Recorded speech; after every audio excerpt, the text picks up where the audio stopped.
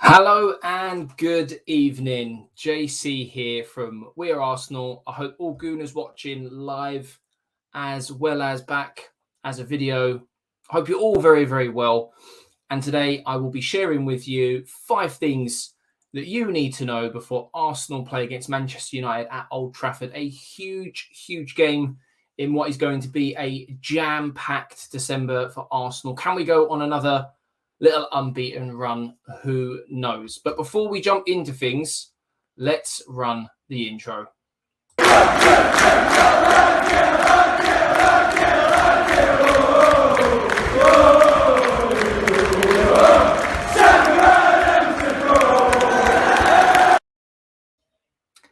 And there you have it, guys. Let's jump straight into today's video. Don't forget to drop a like and subscribe if you're new around here.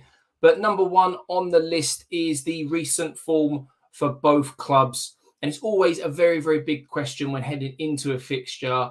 Will it have an influence on the outcome of this game? Starting with Arsenal, in the last 11 games now, or 12 games even, we've only lost one. So form is on our side. We bounced back after losing quite heavily to Liverpool, 4-0 drumming at Anfield, which wasn't nice. But the boys, they showed their character, they showed their bounce back ability, and we managed to pick up a win against Newcastle. Manchester United, on the other hand, are very indifferent. They've lost games to the likes of Manchester City and quite a heavy one against Watford, which was a big surprise to many.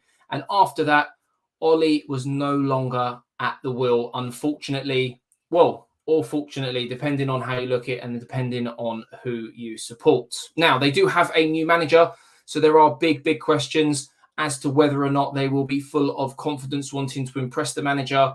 Players that were maybe out of favour previously may have an opportunity to come back into the side. And just to make things a little bit more spicy, they managed to pick up a point on the road against Chelsea, who have been in some fantastic form this season. So it's a difficult one to say who's on the better side of the fence when it comes to recent form. But of late, Manchester United have started to turn potentially a little bit of a corner, and Arsenal, well, let's hope we can pick up some more points on the road. Number two on the list is the head-to-head record between these two sides.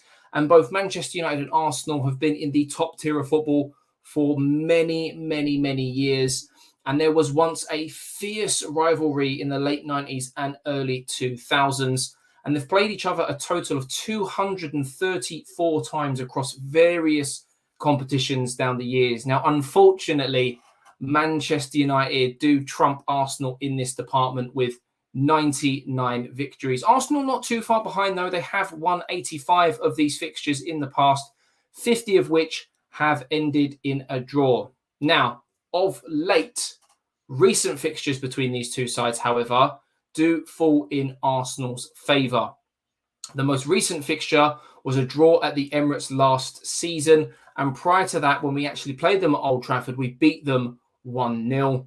And then going even further back, in January 2020, we beat them 2-0 at the Emirates. I think you have to go all the way back to 2018 was the last time Manchester United beat Arsenal in the Premier League. They have beaten us in the FA Cup before or after that even, but in the Premier League, I think it was somewhere around 2018. So from a psychological point of view, will this play a factor on the day? Now, I've picked two key players who I think can have a huge influence during the game. And we've got Benjamin White, who's been in some fine form for Arsenal this season. A lot of criticism when he signed for Arsenal. A lot of fans weren't convinced by the signing.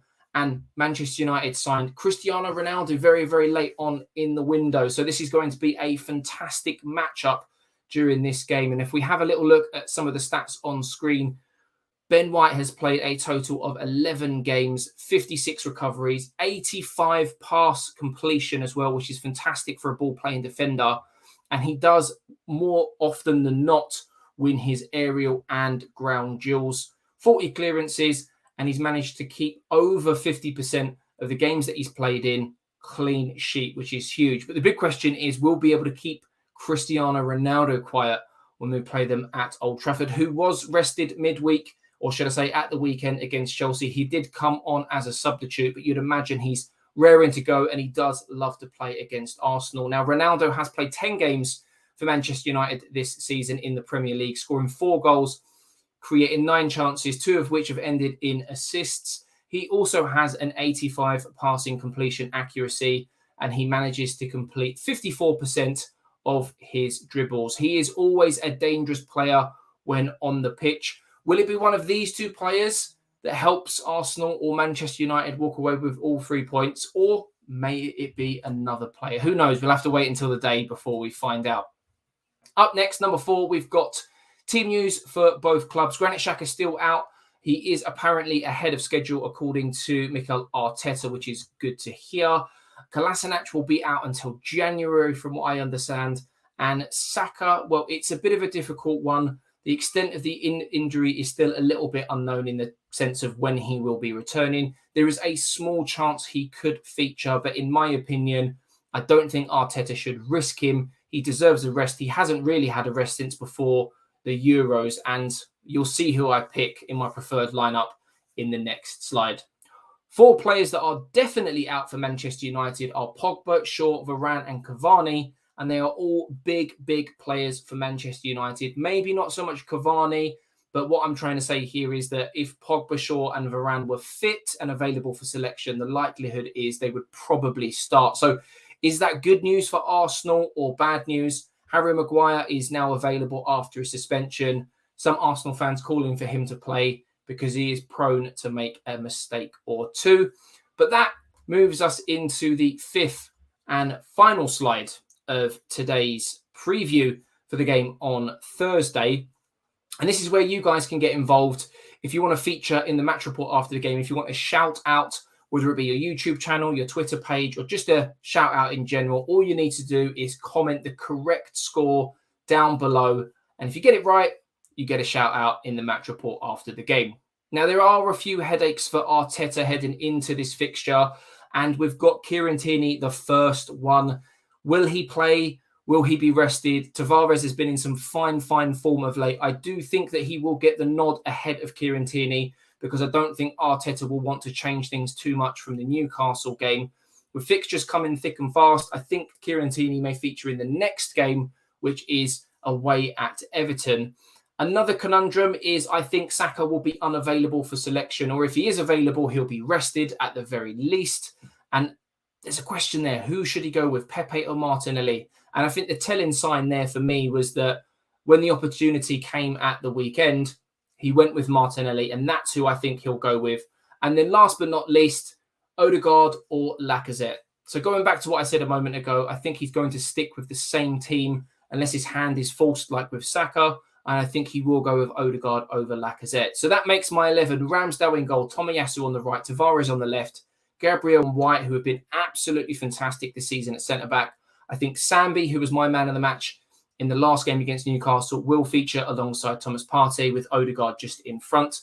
Martinelli on the right, who deserves more minutes. ESR on the left, one of our own. And Aubameyang, I think if you look at the way Arteta's setting his teams up, he doesn't want to punish players too much. You know, Tavares and Sambi Lokonga had bad games against Liverpool. He showed them faith, he showed them confidence, and it was repaid. I think he's going to do exactly the same thing with Aubameyang against Manchester United.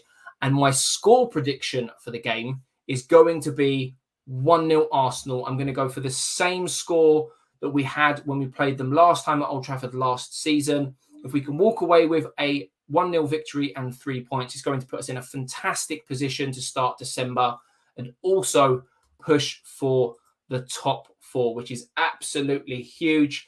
So I hope you have enjoyed today's live stream or video if you're watching it back. If you haven't done so already, drop a like and subscribe if you're new around here. And just before I let you guys go, there are a few comments in the chat that I just want to go through. We've got Cannon FC, one of the lads that often features on my channel. Go and subscribe and follow him on Twitter. We've also got my boy Judge as well, one of the funniest gooners I know, with the most mental Arsenal shirt collection. Definitely not jealous. So big up to you too there, Judge. And we've got a couple of score predictions as well. We've got Judge going 2-1 to Arsenal. I like it. and then we've got a 1-1 draw, which is something that could happen. Manchester United obviously coming into this game with a little bit of morale, new manager bounce and all that good stuff. So it very much depends on who wants to turn up on the day. So as I said, if you haven't done so already, hit me up down in the comments below. Let me know your score predictions. You get a chance to feature in the next video. Subscribe and like the video. And for now, I'm JC, and I'll catch you after the game on Thursday. I'm out.